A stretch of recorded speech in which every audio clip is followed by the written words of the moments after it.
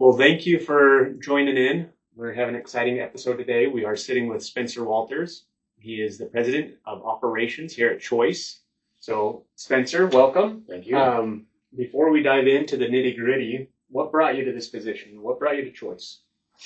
Well, my career started about 23 years ago. I date myself. Started selling cars, little dealership in Minnesota, and I had a couple different paths. One was, go out into the workplace, go to college, do a combination of both.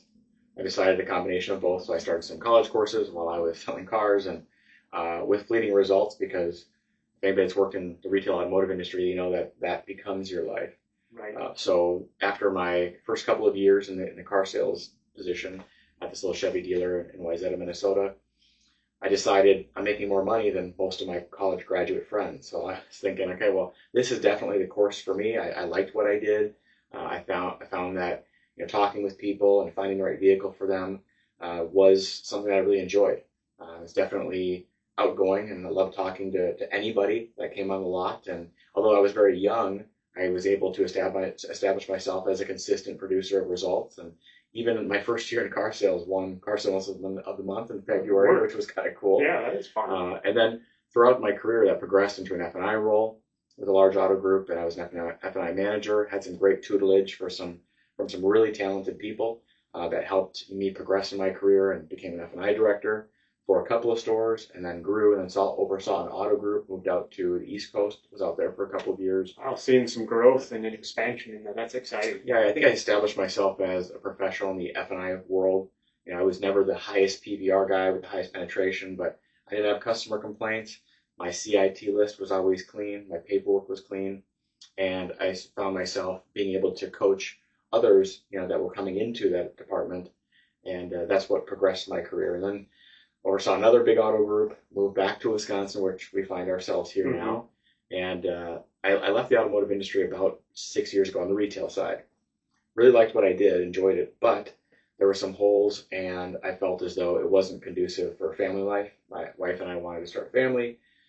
I left the industry. I should say that I was fired from my position, which I think anybody who's been in the car business that long, you're like, oh, there's some changes in management at the top. And it was one of the best things that ever happened to me, because although I didn't see eye to eye with the new president of the company, he pushed me to become better. So, and I gotta actually give the guy thanks for at that point in time, because I wouldn't be here right now. That's awesome. That's Steve Jobs. He says, it's awful tasting medicine, but it's what the patient needed at the time. And it was one of those things where when I was leaving, he was telling me, I don't think that you are capacity to be a general manager of a store, or in this capacity. And that shocked me to my core. Where I'm like, wait a second, I'm a way better leader. Let me prove it to you. So I had this kind of gusto where I'm like, you know what?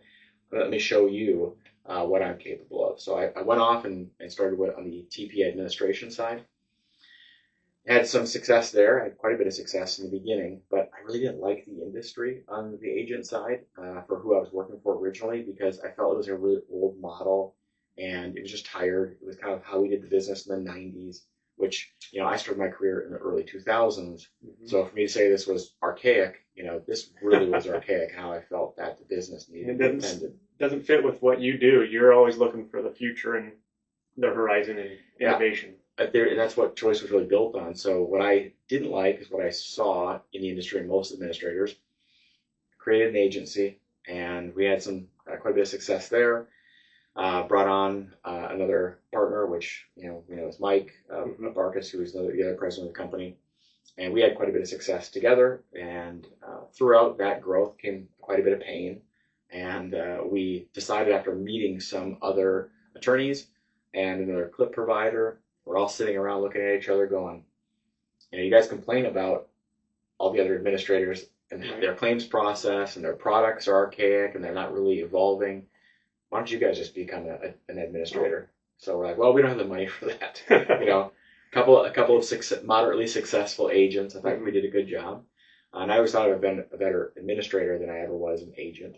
Okay. I'm great at, figuring out new programs and administration of contracts and the figures, and that was more my speed. So with their help, we partnered up with them.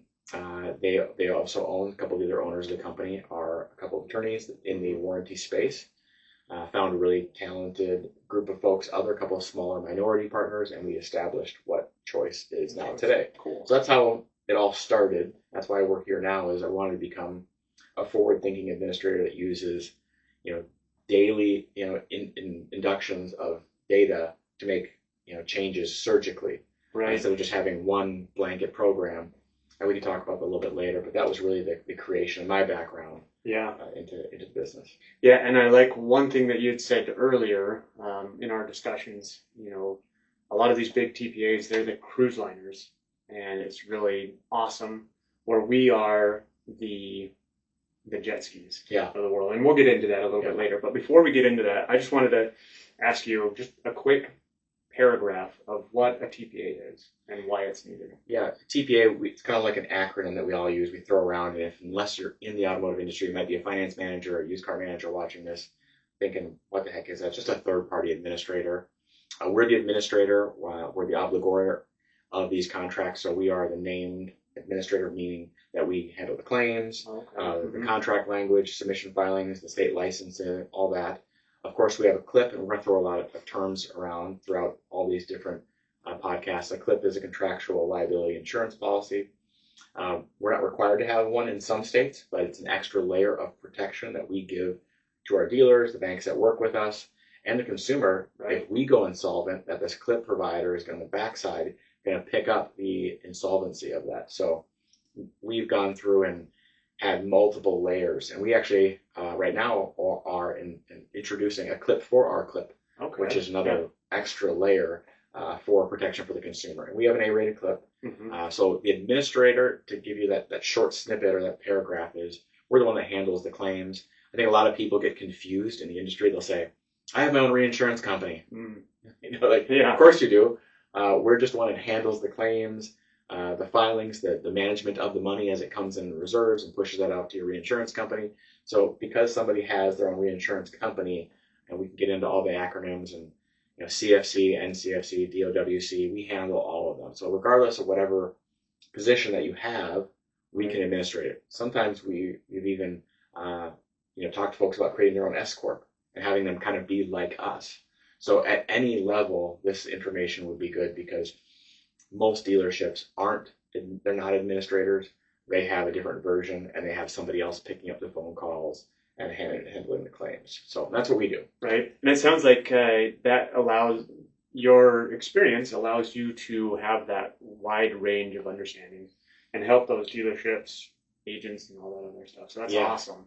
It's become pivotal in understanding that side of the business. Right. A lot of the administrators, and there's a lot of big ones out there, a lot of them do a very good job, but very few of them have leadership at the top that have real world car industry experience. They're maybe from the industry, but they haven't run all those different areas of the operation. So I think that you're right, that does help us quite a bit. Yeah, nice. So we've got an understanding. Now, the big thing with any insurance industry and any insurance that you have are the rates. Yeah.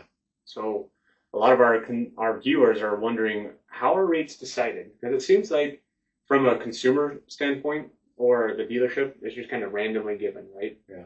But I know there's a lot more complexity to it than just that. Yeah. So how are rates decided? I'm going to try to give a smaller answer to a very big question, because there's so much that's involved. I think people will say, well, I'm happy with this administrator. Their rates are really low. But you have to look at the terms and conditions of their contract. So that's one aspect of many, but the terms and conditions of their policies, that's going to be a huge one. Who and what type of vehicles that they're underwriting. Geographically, where are the dealerships that they are doing business in the most. Another component of that's going to be, who are they trying to target? What type of dealerships are they doing business with? You're going to have a higher loss ratio if you're doing business with a lot of car dealerships that are selling older, higher mileage vehicles. You have a lot lower loss ratio if you're targeting new dealership franchises. So there's a myriad of reasons why. They could be reinsuring that product to the administrator. Generally, that's when the rates are a little bit lower, generally.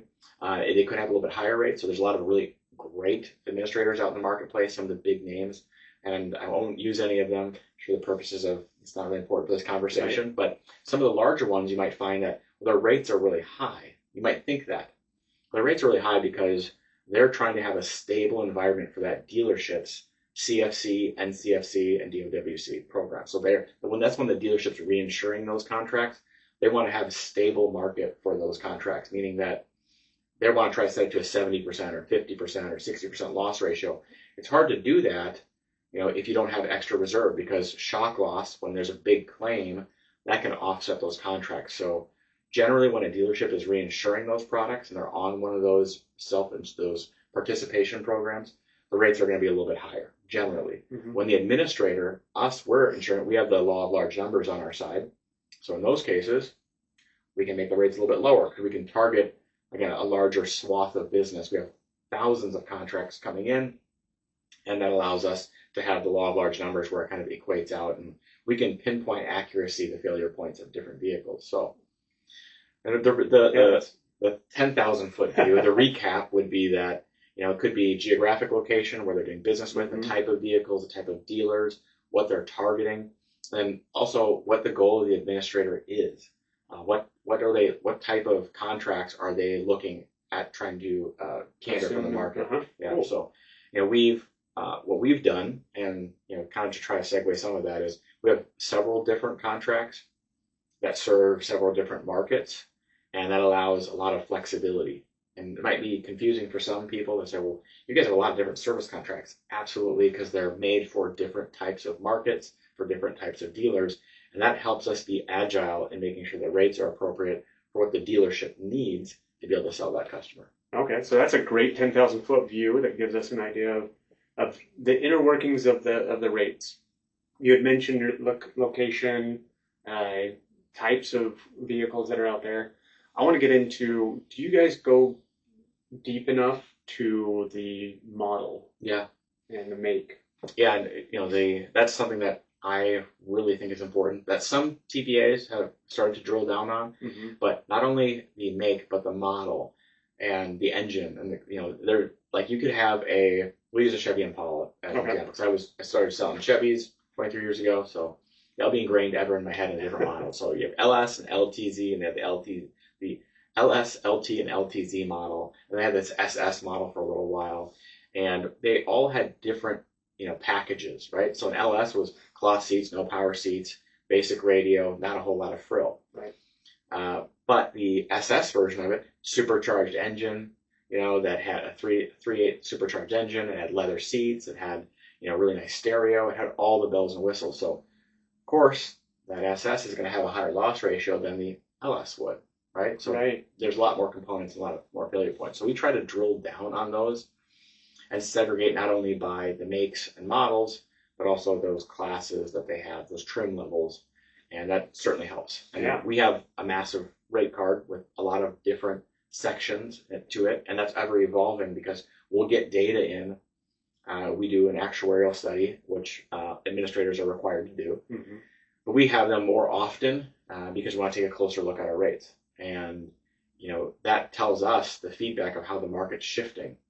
And that's that's a gold mine of information. If I was a used car manager, the first thing I would do if I left this side of it and I went to be a used car manager, I'd be looking at what all the problem cars are and upcoming, and I would avoid those cars at the auction. Right. Because I knew those were going to problems, or I would know how to attend those vehicles to find out where the failure points are most common on those, which is something that we're happy to share. Right. If you're doing business with Choice, because that could be a game changer in the used car department. Yeah, and I wanted to ask you about those. Could you, for our viewers, could you tell us which are our top problem models? Yeah. And if we're out shopping, we want to know. Yeah, don't shoot the messenger, but this could be a wealth of information for anybody that's a used car manager or general manager, because I don't know when the last time your TPA, your administrator, your agent, whomever came into your dealership, usually they're coming in to do what? Train the F&I department, talk with the owner, do their prints about his reinsurance position, collect the bills that they have for outstanding. Outside of that, are they talking to the used car managers? No, because I was that person too. Right. To be, I'm not trying to throw anybody in the bus, right, for manufacturers, and trying not to gain favor with anybody also. But for us and our book of business, because our book of business is going to be very different than the next administrator. because of the geographic locations. Yeah, the location of our dealerships, the type of dealerships that we target, the type of agents and distributors that sell our product. So you can be wild differences. So we have a standardized rate card, and then of course we move it up based on the dealership's claims. But that's for another conversation. Yes. Mazda for us is the lowest loss vehicle. So if I was going to buy a vehicle right now, I just wanted an SUV, mid-size. I'm going for a CX-5. That's a great car that we don't have a whole lot of claims. Mazda as a whole is the lowest. That's interesting for us. I wouldn't have thought Mazda would be at that point. We all knew that they're going to be lower, but generally people think reliability at Toyota, Honda, right? Exactly. So Mazda, and our second lowest would actually be Tesla. Yeah, Teslas, they just don't have problems with them. We've underwritten quite a few contracts. We have a large enough span of those contracts that we can say with some empirical data behind it that they don't really have problems. Wow. Despite what we see on YouTube. Yeah, I mean, we just, I think that there's that scare of it's electric car, but from our data, and our data might be different than other people's data because we don't do business in California as of recording this video. We're working on that, but that could be where a majority of those vehicles are at, and maybe because of the climate zones of where these vehicles being purchased, it's hard to really say. Different factors that and it could be the term, and then going back to the terms and conditions, it could be the terms and conditions of the contracts that those other administrators are writing. But for us, we do cover, of course, the electric engine and all the different corresponding components of that vehicle. So we do write quite a bit of electric vehicle contracts. Just don't have the problems with them right now. Not for Tesla, anyways. Right. I can't speak to the other electric vehicles because I don't have the data in front of me. Right. Yeah. So we saw the good. Yeah. Now let's kind of get into the little bit of the ugly. Yeah. I hate to say it because it's such a beloved vehicle for your family, the average Midwest family, and maybe just a family just in general, but your Chrysler Town and Country. It hits the heart right there, Spencer. I'm sorry. The Town and Country has always been a high loss vehicle for us. As of late, full-size trucks, and there are some preventative measures we can talk about a little bit later, but if we're just saying which vehicles have the highest failure rate, F-150 on it, Again, there's another dagger. Sorry. F-250, F-350, GMC, Chevy trucks. I mean, it's generally not the smaller vehicles, but everybody picks on Ram. We have great loss data with Ram trucks. I mean, really? Ram trucks I think you're taking into consideration what happened maybe in the early 2000s with Ram trucks, the transmissions. As of late, and I can't say anything about the new Hurricane engine, but I can tell you that most of the contracts we're writing, I would rather underwrite, or I'd rather have 3-to-1 Ram truck contracts than GMC Sierra truck contracts. So I should stop looking for the F-350. Start looking for the Ram, huh? Yeah, I said not to say that they're bad trucks. Every model changes, and that's what's so important because every year they change something in the production of that vehicle. The vehicle that I have, in the year prior to that, same engine, same transmission, but something about the engine programming makes that vehicle very different. It's different horsepower. There's different timing, metrics to that. So those would be some of the worst. Would be, right now trucks. The Toyota Tundra is not great. It's not terrible. Okay. If you're talking about just a full-size truck, it's doing very well for us. But I was reading an article, actually just scrolling through LinkedIn, and saw the F-150 has more recalls than any other make and model of that's on the market. And that manufacturers do go through those spurts where they have high losses and some mistakes that are made in manufacturing. I think that ties directly to the COVID times when part shortages were there. I mean, I think everyone in the industry felt that during that time. We won't dive into that. That's going to be another podcast. Yeah. So let's take this conversation into another direction. I'm a consumer. What am I going to do to be able to look for a good car? Let's say, I can go to the auction and I'm looking for a car. What am I going to be doing? What's my cool, or what's a little thing I can do that's going to mitigate that? So on the consumer side or the dealer side? The dealer side. Okay, the dealer side. So for the dealership, this could be kind of more that advice, that $1 million advice that I can give to any used car manager. If you're going to buy a vehicle, first thing I'm going to do, I'm going to look at the vehicles on auction day, right? I'm going to look at the trades that are coming in, and I'm going to test drive them. hopefully I'm going to pull the dipstick, look at the oil viscosity, see is it thick, is it black, is it charred. I'm going to check the transmission. I think every used car manager, before they take a vehicle on trade, even if it costs you a couple bucks, check the transmission fluid.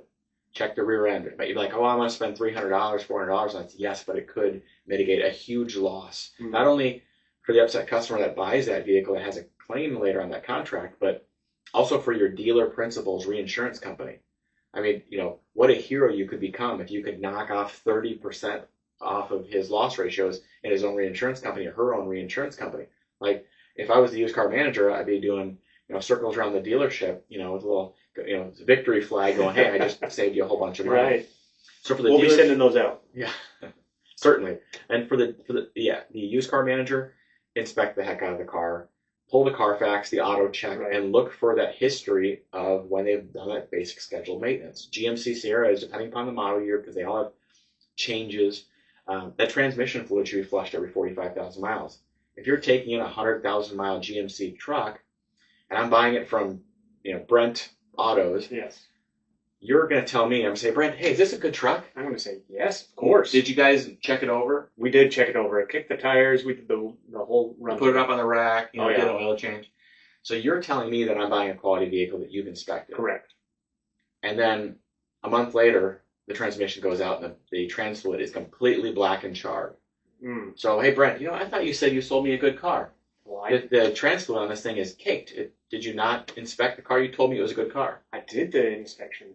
Yeah, did you check out the trans? I didn't. Okay, you didn't? Yeah. So it's a hard conversation to have with a consumer saying that you sold them a good car, but you never inspected, one of the most crucial parts of that vehicle. Uh-huh. I think it doesn't look good for you if you're not doing that as a used car dealer. I mean, when I was in the retail side of it, if I was to not inspect a vehicle and tell a customer it was a good vehicle and they had a claim afterwards, they're coming and yelling at me.